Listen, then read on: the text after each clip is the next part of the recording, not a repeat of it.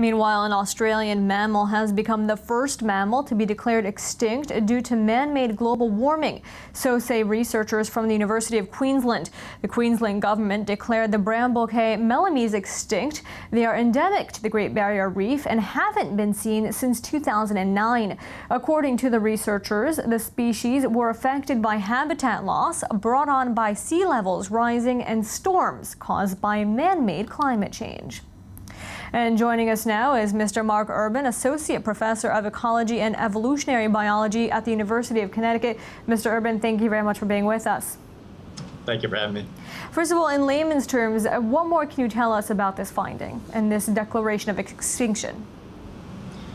Well, there was a rodent that lived on this small island off the north coast of Australia, and it was restricted to a relatively small area. And as we've warmed the world, the oceans have risen about 20 centimeters. And when that's happened for these small islands, the amount of habitat for these species has decreased and decreased.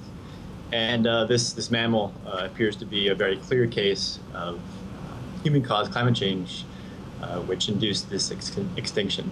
And do you see this becoming a greater problem with more species becoming extinct? And if so, which are at risk and where? Yes, from the number of studies that I've looked at, there will be an increase in extinction risk for species as we warm the Earth even further. So right now, the estimates range around 3% of species are at risk. But if we continue on our current trajectory, we could expect as much as 16% of the world's biodiversity to be at risk of extinction. So 1 in 6 species could be at risk if we continue to warm the Earth as we are right now. As we have been doing. Mr. Mark Urban, thank you very much for joining us.